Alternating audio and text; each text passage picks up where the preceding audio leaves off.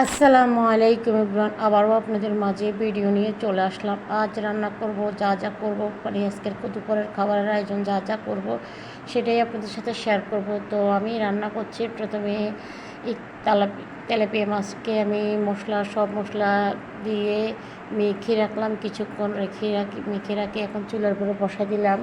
তো দেখতেই পাচ্ছেন মাছ এক পাশ হয়ে গেছে, আরেক পাশ উল্টে দিচ্ছি।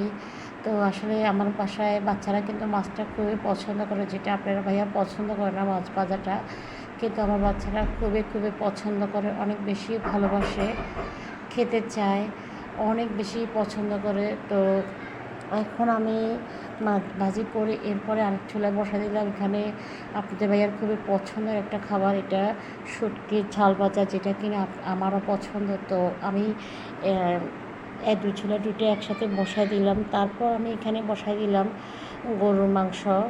গরুর মাংসটাকে আমি প্রথমে কেটে ধুয়ে পরিষ্কার করে পানি ঝাড়া দিয়ে দিলাম। তারপরে আমি হাতে মেখে রান্না করবো, যার কারণে সব মশলা একসাথে দিয়ে দিচ্ছি।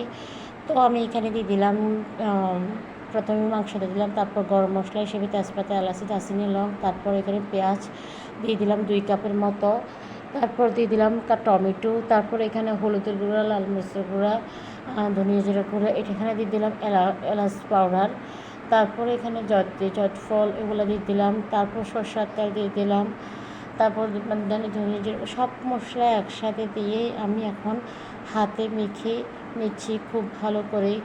আর এমনিতে সবাই জানেন হাতে মেখে রান্না করলে অনেক অনেক মজা হয়। এখানে আদার বাটা ছিল, আমি আদা বাটাটা দিতে ভুলে গেলাম। এরপরে আবার মনে হলো যে আমি কিছু একটা কম দিলাম। তারপর এখানে আদা বাটা, রসুন বাটা দিয়ে দিলাম। আদা বাটা, রসুন বাটা দেওয়ার পরে ভালো করে আমি মেখে দিচ্ছি। মেখে নেওয়ার পরে আমার হাতটা ধুয়ে একটু পানি দিয়ে দিচ্ছি। আর হাতের মশলাগুলো যেন বাইরে না যায়, নষ্ট না হয়, সেজন্য আমি হাতে মেখে মশলাগুলো দিয়ে দিলাম। তারপর চুলাতে বসা দিলাম। দেখতেই পাচ্ছেন রান্নাটা হয়ে গেল। মাংসটা কত সুন্দর কালার, এবং আর অনেকে জানেন যারা পছন্দ করেন আর কি, হাতে মেখে রান্নাটা অনেক মজা হয় সবচেয়ে বেশি।